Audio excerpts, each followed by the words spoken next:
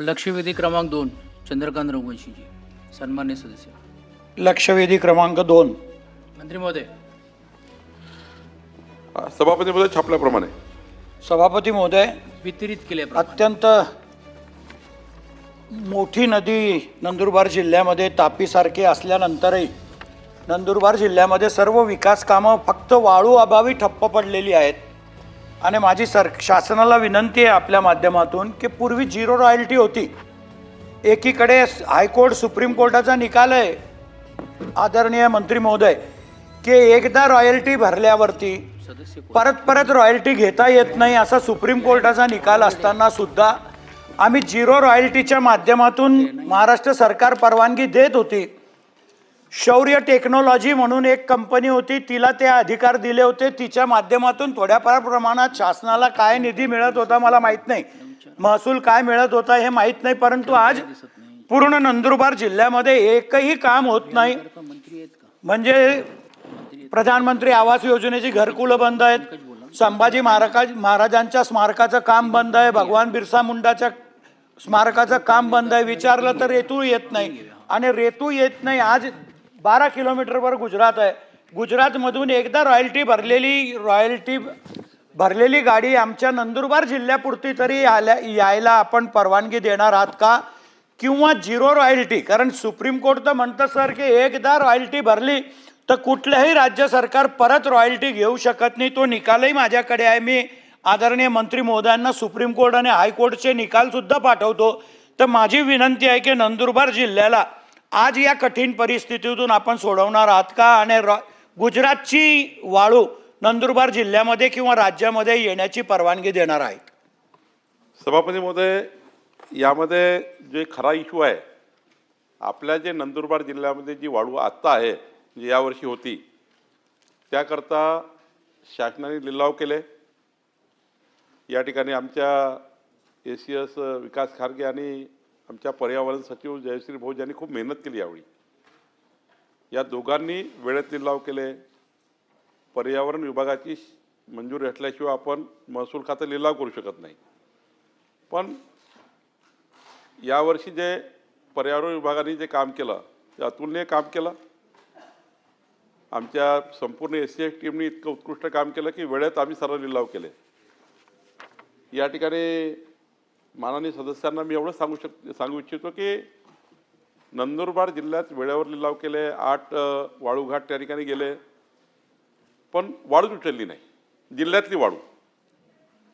तर जिल्ह्यात वाळू असताना गुजरातवरनं वाळू आणायला परवानगी देणे असा एक झिरो रॉयल्टी द्यावी असा एक विषय आला होता. मी असा निर्णय घेतला होता की जोपर्यंत जिल्ह्यातली वाळू पूर्ण संपत नाही तोपर्यंत इतर राज्यातली वाळू अलाव करायची नाही. झिरो रॉयल्टी देण्याचा अधिकार शासनाला तो आजही देऊ शकतो, पण आपल्या जिल्ह्यातली वाळू सोडून इतर राज्यातली वाळू आणायची. म्हणजे इकडे त्यांना वाळू काढायची नाही, इकडे सरकारचे पैसे भरायचे नाही, आणि तिकडून वाळू कशा पद्धतीने आणायची त्यांनाहीच माहिती आहे. त्यामुळे मला असं या ठिकाणी असं वाटतं की नंदुरबार जिल्ह्यामध्ये वाळू काढण्याकरता जो थोडा एक अडचण काय आहे की तिथली जी नदी आहे त्या नदीला पाणी 365 दिवस असतं, आणि त्यामुळे वाळूचा लिलाव होणे तिथली वाळू काढता येत नाही.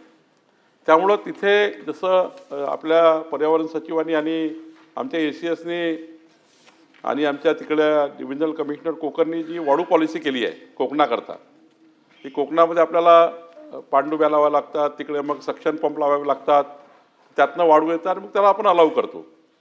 तर मला वाटतं काही नंदुरबार जिल्ह्याकरता एक स्पेसिफिक जी नदी 24 तास 365 दिवस वाहत असल्यामुळं वाळू असूनही वाळू काढता येत नाही, याकरता सक्शन पंप अलाव करून काही सक्शन पंप अलाव करायला लागतील, कारण तिथे वाळू आहे. पण मला वाटतं याच्याकरता आपण यावर्षी विचार करतो आहे, तो आपण करू. दुसरा, आपण झिरो रॉयल्टीबद्दल निर्णय घेता येईल, मी नाही म्हणणार नाही, पण आता 9 जूनपर्यंत आपल्याला परवानगी होती वाळू काढण्याची. पण इतर राज्यात वाळू असेल तिथल्या जिल्हाधिकाऱ्यांनी, म्हणजे इतर राज्यातल्या जिल्हाधिकाऱ्यांनी आमच्या जिल्हाधिकाऱ्याला जर प्रस्ताव पाठवला की गुजरातच्या या जिल्ह्यामध्ये एवढी वाळू आहे, गव्हर्नमेंट टू गव्हर्नमेंट ती उपलब्ध आहे, आमच्या नंदुरबार जिल्हाधिकाऱ्याकडे प्रस्ताव आला, त्या जिल्हाधिकाऱ्याकडे उपलब्ध असेल आणि आमचे जिल्हाधिकारी घ्यायला तयार आहेत आमचे जिल्हाधिकारी, तर ही वाळू मात्र झिरो रॉयल्टी देऊन घेता येईल. पण यामध्ये 2 अटी आहे दिवसानेच त्यांना ती वाळू आणावी लागेल, रात्रभर त्या ठिकाणी वाहतूक करता येणार नाही. दुसरं, झिरो रॉयल्टी देताना सरकार विचार करताय तिकडं रॉयल्टी घेतात, म्हणजे त्या राज्याला रॉयल्टी मिळतं, आपल्याला काहीच मिळत नाही. तर आपण हा विचार करतोय या ठिकाणी आपल्या रघुवंशीजी की काही आपल्याला प्रतिब्रास काही शेवटी इतकं आपले मायनिंगचे आपले रस्ते खराब होतात, आपले त्या ठिकाणी 20-20 टन 30-30 टन वाहतूक असल्यामुळं आपले रस्ते उद्ध्वस्त होतात, ग्रामीण भागातले रस्ते उद्ध्वस्त होतात, त्याला MDF बांधावे लागतात. MDF फंडच आपल्याकडे राहत नाही मग, आणि त्यामुळे नंदुरबार जिल्ह्याला MDF फंडही मिळाला पाहिजे. त्यामुळं काही त्या ठिकाणी ट्रान्झिट चार्ज आहे किंवा काहीतरी चार्ज थोडासा आपल्या भागामध्ये त्या आपल्या राज्यालाही थोडं या ठिकाणी काहीतरी, मला माहीत आहे सुप्रीम कोर्टाने त्याला रॉयल्टी अलाव केली नाही आहे, पुन्हा डबल रॉयल्टी करतात. गुजरात राज्य रॉयल्टी घेतील, महाराष्ट्रामध्ये वाळू विकल्या जातील. महाराष्ट्र रॉयल्टी घेऊ शकत नाही कारण गुजरातमध्ये रॉयल्टी भरली आहे. त्यामुळे गुजरातला रॉयल्टी मिळतं, महाराष्ट्राला काहीच मिळत नाही. पण महाराष्ट्राला वाळू मिळणार आहे, बांधकामात सुरळीत चालू होणार आहे, बांधकामाला त्या ठिकाणी या ठिकाणी थांबवता येणार नाही, कारण बांधकाम थांबलं तर सारंच थांबेल. त्यामुळे प्रधानमंत्री आवास योजनेचे घरं असतील, सर्वच घरांना किंवा व्यावसायिकांना वाळू उपलब्ध करून देणे ही शासनाची जबाबदारीच आहे. ती जबाबदारी मी पार पाडू. फक्त याच्यामध्ये आम्हाला आता वेगळा शासन निर्णय करावा लागेल. झिरो रॉयल्टी करतात तो लवकरात लवकर आम्ही निर्णय करतो, अधिवेशन संपण्यापूर्वीच करतो. झिरो रॉयल्टीबद्दल काय धोरण असलं पाहिजे, आणि कोकणातली जे आपल्या पर्यावरण सचिवांनी आणि आमच्या ACSनी जी आता आपण पॉलिसी केली आहे, ज्यामध्ये कोकणामध्ये आपण सक्शन पंप अलाउ केलेले आहेत वाळू काढण्याकरता, तेवढ्या क्वांटिटी जी पर्यावरण विभागाने आपल्याला मान्यता दिली आहे तेवढ्या वाळू करता आपण सक्शन पंप लावून त्या ठिकाणी वाळू काढण्याचाही प्रस्ताव पुढच्या वेळी जाणू, म्हणजे नंदुरबार जिल्ह्यात वाळू जी आहे ती त्या ठिकाणी उचल होईल असं मला वाटतं. मी पर्यावरण सचिवांचे या ठिकाणी अभिनंदन करतो. त्यांनी मागच्या वर्षी उत्कृष्ट काम केलं. आमचे 90% जे त्या ठिकाणी रेती घाट आहे ते लिलावी निघाले आणि आमच्या टीमने चांगलं काम केलं. यावर्षी मात्र मागच्या वर्षी जी वाळू पॉलिसी आपण आणलेली आहे त्यानुसार आत्तापासून आम्ही काम चालू करतो आहे, आणि ऑक्टोबरपासून नोव्हेंबरपासून या राज्याला पूर्ण वाळू मिळेल याची आम्ही काळजी घेऊ. मधले 3 महिने पावसाळ्याचे आम्हाला अलाव नसतं NGTच्या गाईडलाईनप्रमाणे, तेवढा काळ सोडला तर पुढच्या काळाची तयारी आम्ही करतोय. बोला, स्पेसिफिक विचारा. एवढं सविस्तर मंत्री महोदय सर स्पेसिफिकच बोलतोय. सर आपल्यालाही माहिती आहे की तापीमध्ये भरपूर रेतू आहे, वाळू आहे, परंतु सेक्शन पंप आपण लावायची परवानगी देत नाही. गुजरात राज्यामध्ये 12 महिने पाणी आहे, पण त्या शासनाने परवानगी दिलेली आहे पूर्वीपासून, म्हणून गुजरातमध्ये रेतू निघते. आमच्या प्रशासनाने जरी पहिले टेंडर काढून दिले तरी एक ब्रास रेतू निघणार नव्हती हे आपल्याला माहिती होतं, आणि म्हणून आपण पॉलिसी करणार, आम्ही नंदुरबार जिल्ह्याला परवानगी देणार. तोपर्यंत या झिरो रॉयल्टीला जर सुरुवात केली, रॉयल्टी काय घ्यायची हा शासनाचा विषय, आमचा विषय नाही. तुम्हाला काय रॉयल्टी घ्यायची असेल ती घ्या, फक्त रात्रीच्या 9 वाजेपर्यंतच वाहतुकीला परवानगी द्या तरी आम्हाला चालेल, 8 वाजेपर्यंत द्या. पण कमीत कमी आज जिल्ह्यामध्ये सर्वच विकासाची कामं थांबली आहेत, आणि या वाळूच्या भरोसे जिल्हा अधिकारीची बी वाळूची गाडी धरतात. एखाद्या वेळेला जर नजर दिसली आल्या त्यांना तर तहसीलदार बी तेच काम करतात, प्रत्येकाला तेच काम आहे.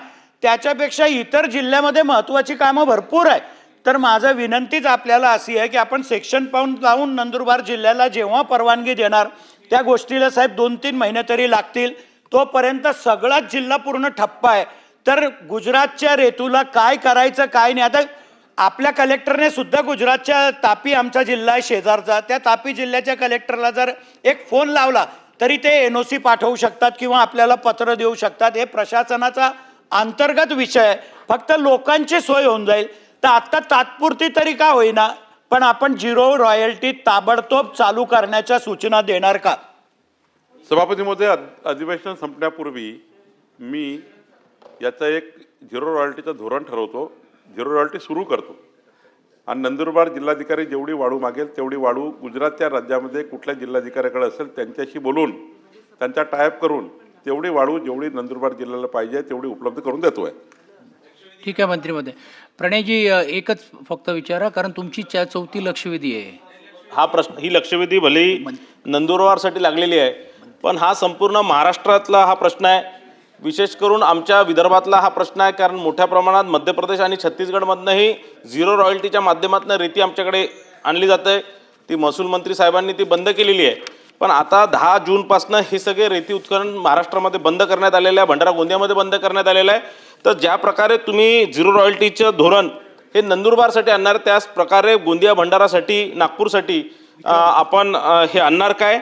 आणि यामध्ये शासनाला हा अधिकार आहे का की एखाद्या राज्यातनं दुसऱ्या राज्यातनं येणारा कोणताही माल, तो धान्य असणार, कडधान्य असणार किंवा तेल असणार किंवा रेती असणार, हे थांबवण्याचा अधिकार राज्य शासनाला आहे का?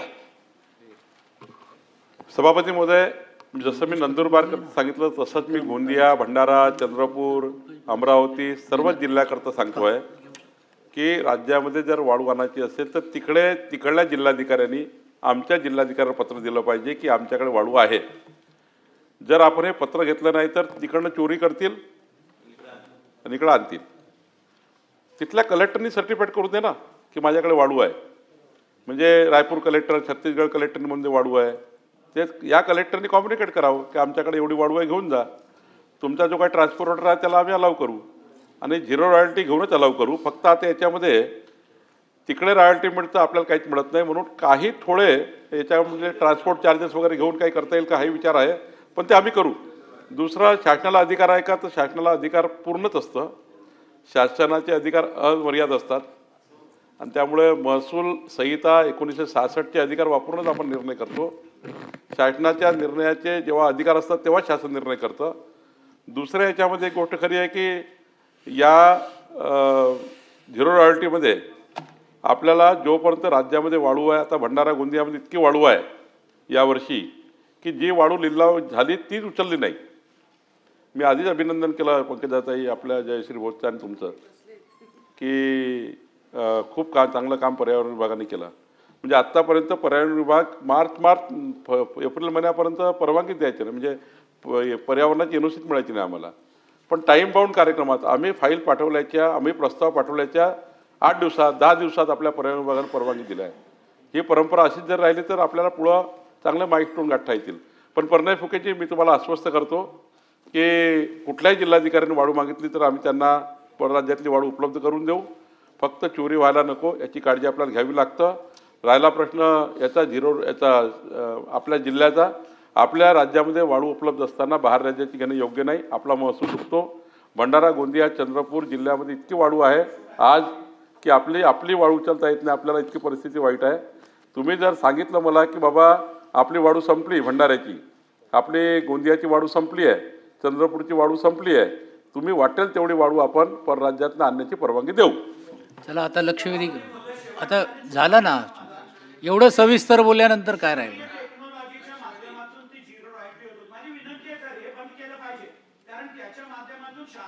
मिळत नव्हतं. उलट त्यांच्याकडनं कुपन घेऊन लोक रस्त्यामध्ये ट्रक दिसली तिला कंपल्सरी द्यायची रॉयल्टी. एकदा रॉयल्टी असल्यावर बी दुसरी घ्यावी लागायची, कारण काही प्रमाणामध्ये दादागिरी करणारे लोक तिथं राहायचे. आणि म्हणून माझी विनंती आहे की रॉयल्टी जिल्हाधिकारी कार्यालयानेच दिली पाहिजे. जिल्हाधिकारी कार्यालयाने काय घ्यायचं ते घ्यावं आणि ही मध्यस्थी जी एजन्सी आहे short. ती एजन्सी काढून टाकावी अशी माझी विनंती आहे. आपण टाळणार का? मंत्री महोदय, याच्यामध्ये आत्ता शौर्या जी एजन्सी होती मागच्या सरकारच्या काळात, ती एजन्सीचा वेळ संपला आहे. आता आपण इंटिग्रेटेड पूर्ण प्लॅन तयार केला. ऑनलाईन संपूर्ण मॉनिटरिंग करणे, येणाऱ्या प्रत्येक वाळूच्या ट्रकची मॉनिटरिंग करणे, त्यांचं पूर्ण कंप्लीट सुपरविजन करणे, याकरता नवीन आपण त्या ठिकाणी रेलटेल कंपनीची आता नियुक्ती झालेली आहे. आणि कोकण कमिशनरच्या अंडरमध्ये राज्याचा पूर्ण सॉफ्टवेअर कोकण कमिशनर ऑफिसमध्ये राहणार आहे. कोकण कमिशनर ऑफिसमध्ये आता मागच्या शौर्यामध्ये काय होतं चंद्रकांतजी, की शौर्या कंपनीचं सॉफ्टवेअर, त्यांचं जे संपूर्ण डेटा ते पुण्याला एका छोट्याशा रूममध्ये घेऊन बसायचे आणि तिथनं बऱ्यापैकी वेगळं झालं. आता ते काही याच्यात जाऊ नाही, नंतर मी सांगेल. पण आत्ता राज्य सरकारने कोकण कमिशनरच्या अंडरमध्ये एक मोठं वॉर रूम तयार केलेलं आहे. रेलटेल कंपनी केंद्र सरकारची कंपनी आहे. रेलटेल कंपनी केंद्र सरकारची आहे. त्या कंपनीने कॉन्ट्रॅक्ट घेतलेला आहे. ती कंपनी आता संपूर्ण डेटा सेंटर हे कोकण कमिशनरेटच्या अंडरमध्ये कोकण कमिशनर ऑफिसमध्ये टाकणार आहे. राज्यभराचं संपूर्ण वाळूचं, गौण खनिजाचं नियंत्रण या कंपनीच्या माध्यमातून कोकण कमिशनर नोडल ऑफिसर आहे राज्याचे, त्यांना जबाबदारी दिली आहे। एकही ट्रक वाळूचा किंवा एकही ट्रक गौण खनिजाचा अवैधपणे या राज्यामध्ये चालणार नाही याकरता व्यवस्थित यंत्रणा तयार केलेली आहे। राहिला प्रश्न झिरो रॉयल्टी देण्याचा, झिरो रॉयल्टी आपण कलेक्टर नंदुरबारकडून